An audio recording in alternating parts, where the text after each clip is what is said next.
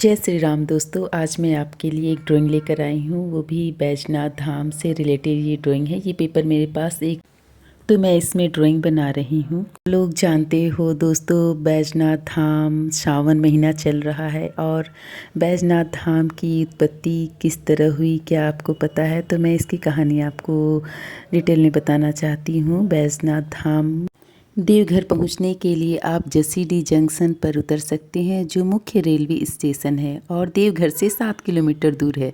इसके अलावा देवघर में एक हवाई अड्डा भी है, जो मुख्य शहर से लगभग 12 किलोमीटर दूर है। यह मंदिर शिव भक्तों के लिए एक प्रमुख तीर्थ स्थल है। रावण शिव जी के बहुत बड़े भक्त थे और उन्होंने शिव जी को अपने घर ले जाने के लिए शिवलिंग को उठाया और रास्ते में लघु शंका लगी। उसने शिवलिंग को एक ग्वाले बैजू को सौंप दिया और लघु शंका करने चला गया।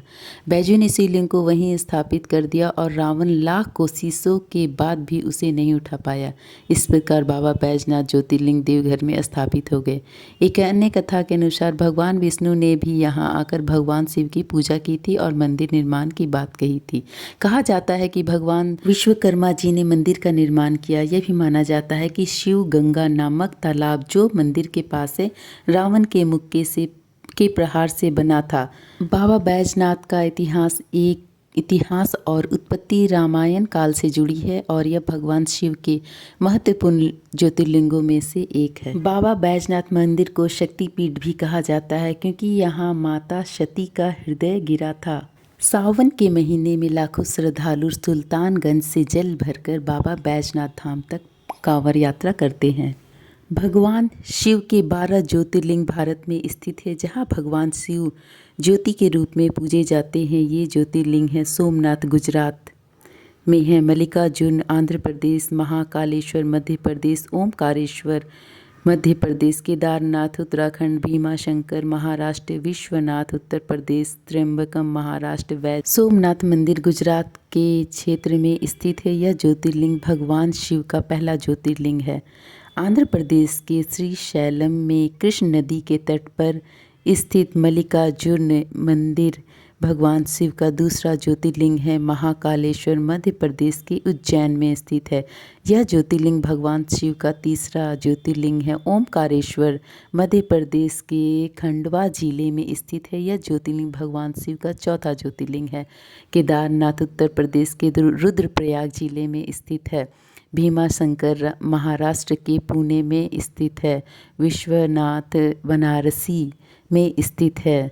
त्र्यंबकम महाराष्ट्र के नासिक जिले में स्थित है। यह ज्योतिर्लिंग भगवान का 8वां ज्योतिर्लिंग है। बैजनाथ धाम झारखंड के देवघर में स्थित यह ज्योतिर्लिंग भगवान शिव का 9वां ज्योतिर्लिंग है। नागेश्वर गुजरात के द्वारका में स्थित यह ज्योतिर्लिंग भगवान शिव का 10वां ज्योतिर्लिंग है। तमिलनाडु के रामेश्वरम में स्थित यह ज्योतिर्लिंग भगवान का 11वां ज्योतिर्लिंग है। घुमेश्वर औरंगाबाद में स्थित है। महाराष्ट्र के ज्योतिर्लिंग 12वां ज्योतिर्लिंग के रूप में इनकी पूजा की जाती है। झारखंड में कुछ मुख्य तीर्थ मंदिर।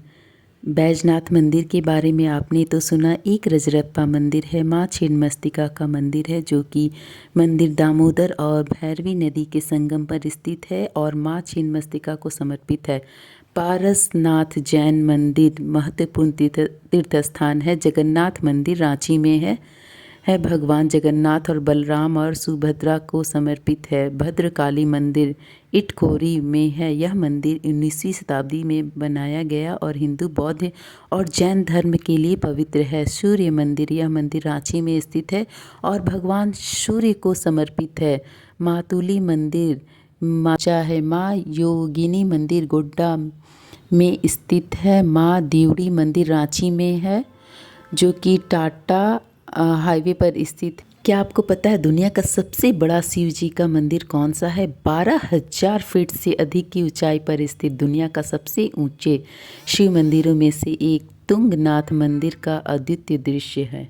शिव भगवान जो कि बहुत ही सरल, सीधे और दयालु स्वभाव के हैं। वे आसानी से प्रसन्न हो जाते हैं और अपने भक्तों की मनोकामना पूरी करते हैं। भोले का अर्थ है मासूम, सरल और सहज। भगवान शिव को भोलेनाथ कहा जाता है क्योंकि उनका स्वभाव बहुत ही भोला और सरल है। शिव जी अपने भक्तों को भक्ति और प्रेम से बहुत जल्दी प्रसन्न हो जाते हैं। भगवान शिव को कोई छल कपट या दिखावा नहीं है। वे बहुत ही निर्दोष है। वे अपने भक्तों के प्रति दयालु है। उनकी हर इच्छा पूरी करने के लिए हमेशा तत्पर रहते हैं। शिव जी ने भस्मासुर को भी वरदान दिया था कि जो एक असुर था और शिव जी से वरदान मांगा कि वह जिस चीज़ को छुए वो भस्म हो जाए। सावन के महीने में भगवान शिव की पूजा इसलिए की जाती है क्योंकि यह महीना भगवान शिव को बहुत प्रिय है। माता पार्वती ने भगवान शिव को पति के रूप में पाने के लिए सावन के महीने में ही कठोर तपस्या की थी। इस तपस्या से प्रसन्न होकर भगवान शिव ने उन्हें दर्शन दिए और उनकी मनोकामना। पुरानी कथाओं के अनुसार समुद्र मंथन के दौरान निकले विष को भगवान शिव ने ग्रहण किया था, जिससे सावन का महीना शिव पूजा के लिए और भी महत्वपूर्ण हो गया। सावन का महीना चतुर्मास का भी प्रारंभ होता है।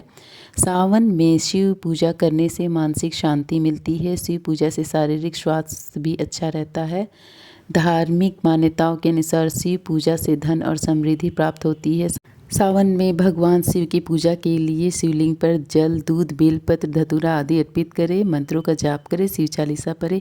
सावन में सोमवार व्रत रखें और शिव मंदिर में जाकर पूजा करें। ज़रूरतमंदों को दान करें और जानकारी कैसी लगी कमेंट में यह लिखना न भूलें प्यारे। सावन का महीना भगवान शिव की कृपा प्राप्त करने का एक सुनहरा अवसर है, इसलिए इस महीने में भगवान शिव की पूजा अर्चना भक्ति में लीन होकर उनका आशीर्वाद प्राप्त करें। आपको ड्राइंग कैसी लगी कमेंट करें।